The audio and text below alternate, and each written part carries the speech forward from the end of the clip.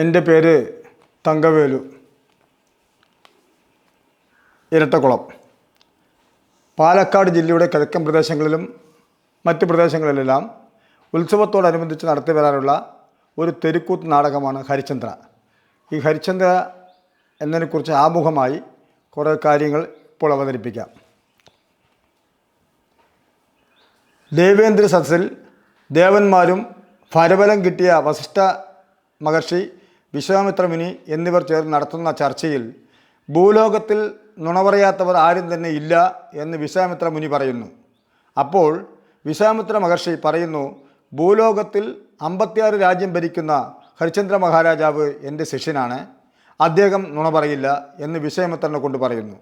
അപ്പോൾ വിശ്വാമിത്രൻ, എന്നാൽ ഇന്ന് തൊട്ട് 48 ദിവസത്തിനുള്ളിൽ നിങ്ങളുടെ ശിഷ്യനായ ഹരിചന്ദ്ര മഹാരാജാവിനെ കൊണ്ട് നുണ പറയിപ്പിക്കും എന്ന് ശപഥം ചെയ്യുന്നു. പിന്നീട് നുണ പറയിപ്പിച്ചാൽ നീ എനിക്ക് എന്ത് പ്രതിഫലം തരും എന്ന് ചോദിക്കുന്നു.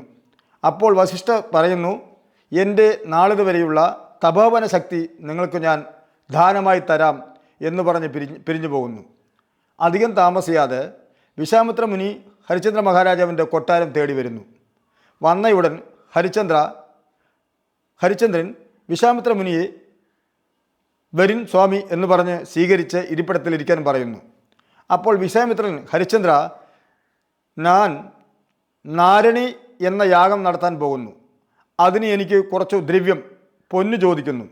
അപ്പോൾ ഹരിചന്ദ്രൻ, സ്വാമി, നിങ്ങൾക്ക് എത്ര പൊന്നു വേണമെങ്കിലും തരാമെന്ന് പറയുന്നു. അപ്പോൾ വിശ്വാമിത്ര മുനി, ഹരിചന്ദ്ര, ഞാൻ എത്ര പൊൻ കേൾക്കുന്നു എന്നറിയാമോ സ്വാമി, നിങ്ങൾ എത്ര കേട്ടാലും തരാം എന്ന് പറയുന്നു.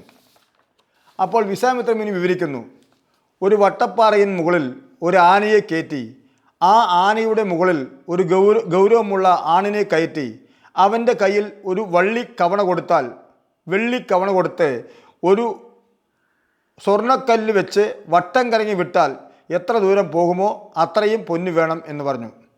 അപ്പോൾ ഹരിചന്ദ്രൻ തരാമെന്ന് പറഞ്ഞു. ഹരിചന്ദ്ര, ഞാൻ താമസിക്കുന്നത് വനത്തിലായതുകൊണ്ട് നീ തരുന്ന പൊന്നുകളെല്ലാം നിൻ്റെ കൊട്ടാരത്തിലെ അറയിൽ തന്നെ സൂക്ഷിച്ചാൽ മതി എന്ന് പറഞ്ഞ് ആ അറ പൂട്ടിയിട്ട് പോകുന്നു. ഞാൻ ആവശ്യപ്പെടുമ്പോൾ വന്ന് തുറന്ന് എടുത്തു തന്നാൽ മതി എന്ന് പറഞ്ഞു പോകുന്നു. കുറേ സമയങ്ങൾക്ക് ശേഷം വിശ്വാമിത്രൻ എലി, പെരിച്ചാഴികൾ എന്നിവയെ കൊണ്ടു ഹരിചന്ദ്ര മഹാരാജാവിൻ്റെ കൊട്ടാര അറയിൽ നിന്ന് കൊടുത്ത സ്വർണമെല്ലാം ഹരിചന്ദ്രൻ അറിയാതെ കടത്തിക്കൊണ്ടു പോകുന്നു. ഇതെല്ലാം ഹരിചന്ദ്രനെ നുണ പറയിപ്പിക്കാൻ വേണ്ടിയാണ് ചെയ്യുന്നത്. കുറേ സമയങ്ങൾക്ക് ശേഷം വിശ്വാമിത്ര മുനി കൊട്ടാരത്തിൽ നിന്ന് ഹരിചന്ദ്രനെ കൊണ്ടു അന്നു തന്ന സ്വർണ്ണ നാണയങ്ങൾ അറയിൽ നിന്ന് എടുത്തു തരാൻ പറയുന്നു. ഹരിചന്ദ്രൻ ആ അറ തുറന്നു നോക്കിയപ്പോൾ സ്വർണ്ണങ്ങൾ ഒന്നും തന്നെ ഇല്ല.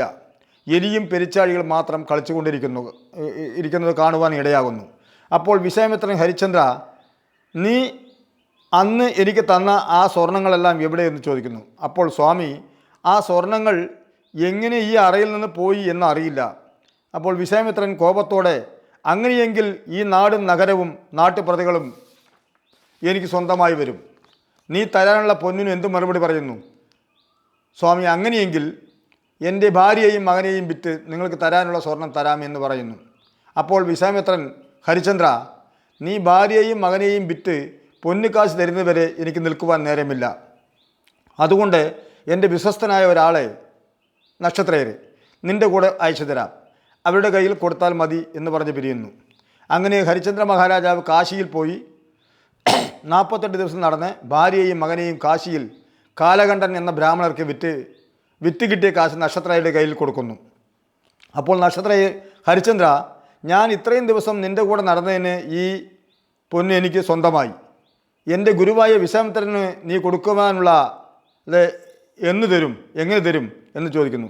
അപ്പോൾ സ്വാമി, എന്നെ തന്നെ ഈ കാശിമ നഗരത്തിൽ ആർക്കെങ്കിലും വിറ്റ് ആ പറഞ്ഞ ധനം തരാം എന്ന് പറയുന്നു. അങ്ങനെ ഇരിക്കുന്ന സമയം ആ നാട്ടിൽ ശ്മശാനം കാത്തു സൂക്ഷിക്കുന്ന വീരബാഹു എന്ന പറയൻ എന്നെ വിലയ്ക്ക് വാങ്ങി ആ ധനം നക്ഷത്രയുടെ കൈവശം കൊടുക്കുന്നു. അങ്ങനെ വീരബാഹു ഹരിചന്ദ്രനെ ശ്മശാനത്തിന് ചുമതല കൊടുക്കുന്നു. അങ്ങനെ രാവും പകലും ഹരിചന്ദ്രൻ ശ്മശാനം കാക്കുന്ന നേരം ഒരു പെണ്ണിൻ്റെ കരയുന്ന ശബ്ദം കേൾക്കുന്നു. അടുത്ത് ചെന്ന് നോക്കിയപ്പോൾ ചന്ദ്രമതി എന്ന സ്ത്രീ തൻ്റെ മകനായ ലോകിദാസനെ ചുടുകാട്ടിൽ ദഹനം ചെയ്യുന്നതിന് വേണ്ടി വരുന്നു. അങ്ങനെ ദേഷ്യപ്പെട്ട് ഹരിചന്ദ്രൻ അർദ്ധരാത്രി സമയത്തിൽ ഞാൻ അറിയാതെ നീ കുട്ടിയെ ദഹനം ചെയ്യുവാൻ കൊണ്ടുവന്നത് തെറ്റ്. കാരണം ദഹനം ചെയ്യുവാൻ വരുന്നവർ എനിക്ക് കൊടുക്കുവാനുള്ള കാൽപ്പണ കാശും മുഴത്തുണ്ട് വായ്ക്കരി എന്നിവ തരണം.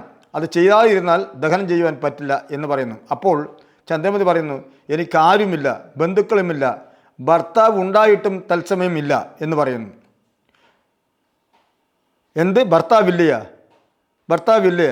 ഹരിചന്ദ്രൻ നന്നായി നോക്കി, കഴുത്തിൽ താലി കാണുന്നു. അപ്പോൾ ചന്ദ്രമതിയോട് പറഞ്ഞു, താലി വിറ്റിട്ടെങ്കിലും എനിക്ക് ശ്മശാനത്തിൽ തരണം, എന്നാൽ മാത്രമേ കുട്ടിയെ ദഹനം ചെയ്യുകയുള്ളൂ എന്ന് പറഞ്ഞപ്പോൾ സ്ത്രീ ഹരിചന്ദ്രനെ ചണ്ടാളൻ, നീചൻ, പറയൻ, പുലയൻ എന്നിങ്ങനെയൊക്കെ ഉപമിക്കുന്നു.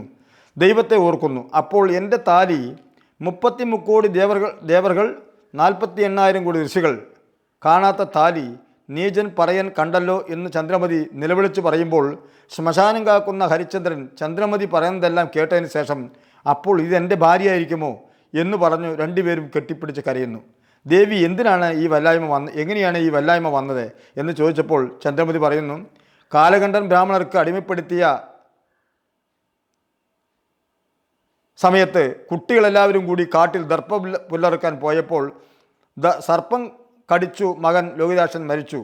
അവന് ദഹനം ചെയ്യുവാൻ വന്നതാണ്. ദേവി എങ്ങനെയായാലും ഞാൻ ചെയ്ത പ്രവർത്തനങ്ങൾക്കെല്ലാം സത്യത്തിനെല്ലാം ഭിന്നം വന്നുകൊണ്ടിരിക്കും. അതുകൊണ്ട് നീ കാശിയിൽ ചെന്ന് ഭിക്ഷയെടുത്തെങ്കിലും ശ്മശാനത്തിൽ എനിക്ക് തരാനുള്ള കാൽപ്പണം മുഴത്തുണ്ട് വായ്ക്കരിശി എന്നിവ തരണം. അങ്ങനെ ചന്ദ്രമതി കാശിയിൽ ഭിക്ഷയെടുക്കാൻ പോയി വന്ന വഴിയിൽ ഒരു കുട്ടി മരിച്ചു കിടക്കുന്നത് കണ്ടു. കുട്ടിയുടെ അരികിൽ നിന്നപ്പോൾ കാശിരാജൻ്റെ കാവൽക്കാർ വന്നു ചന്ദ്രമതി കൈയും കാലും കെട്ടി രാജാവിൻ്റെ മുമ്പിൽ ഹാജരാക്കി. രാജൻ ഉത്തരവ് ചെയ്തു. ശ്മശാനം കാക്കുന്ന തോട്ടിയായ ഹരിചന്ദ്രനെ കൊണ്ട് കഴുത്ത് വെട്ടുവാൻ ഉത്തരവിടുന്നു. അങ്ങനെ ശ്മശാനത്തിൽ രാജൻ്റെ കൽപ്പന പ്രകാരം ഹരിചന്ദ്രൻ സ്വന്തം ഭാര്യയാണെന്ന് നോക്കാതെ ദൈവങ്ങളോട് പ്രാർത്ഥിക്കുവാൻ പറഞ്ഞു കഴുത്ത് വെട്ടുമ്പോൾ ദേവന്മാർ പുഷ്പങ്ങൾ ചൊരിഞ്ഞ് വാളിനെ തടുക്കുന്നു. രണ്ടാമതും വെട്ടുവാൻ തുടങ്ങുന്ന സമയം വിശ്വാമിത്ര മുനിൻ ഓടി വന്നു തടുക്കുന്നു. അപ്പോൾ വിശ്വാമിത്ര പറയുന്നു, ഹരിചന്ദ്ര, നീ ഇപ്പോഴെങ്കിലും ഒരു നുണ പറഞ്ഞാൽ നീ എനിക്ക് തന്ന 56 രാജ്യങ്ങളും നിൻ്റെ ഭാര്യ ചന്ദ്രമതി, മകൻ ലോഹിതൻ, നാട്ടുപതകൾ എല്ലാം തിരിച്ചു ഞാൻ തരാം എന്ന് പറയുന്നു. അപ്പോൾ ഹരിചന്ദ്രൻ ദേഷ്യത്തോടെ, ഇത്ര നാൾ ഞാൻ നുണ പറയാത്ത ആൾ ഇതിനു വേണ്ടി നുണ പറയുമോ? ഞാൻ പറയില്ല, എൻ്റെ മുന്നിൽ നിന്ന് ഇറങ്ങിപ്പോയിക്കോളൂ എന്ന് പറഞ്ഞു. മൂന്നാമതും വെട്ടുന്ന സമയം പരമശിവൻ മുമ്പിൽ വന്ന്, എത്രയോ നാൾ നീ നുണ പറയാൻ വേണ്ടി കാണിച്ച ഒരു പ്രവർത്തനമാണ്, അതിൽ നീ വിജയിച്ചിരിക്കുന്നു. ലോകത്തിൽ നിന്നെപ്പോലെ സത്യവൻ ആരും തന്നെ ഇല്ല എന്നതിൻ്റെ ഉദാഹരണമാണ് നിന്നിൽ കണ്ടത്. ഇനി നീ അയോധ്യയിൽ ചെന്ന് മണിമകുടം ധരിച്ച് സുഖമായി ഭാര്യാപുത്ര സമേതം നാട് ഭരിച്ച് പ്രജകൾക്ക് ആദ്യത്തേപോലെ ഭരണം നടത്തുക എന്ന് പറഞ്ഞ് പരമശിവൻ മാഞ്ഞുപോയി. അങ്ങനെ അയോധ്യയിൽ ചെന്ന് ദേവകൾ കാണെ മകുടം ധരിച്ചു രാജ്യഭരണം വീണ്ടും ഏറ്റെടുക്കുന്നു.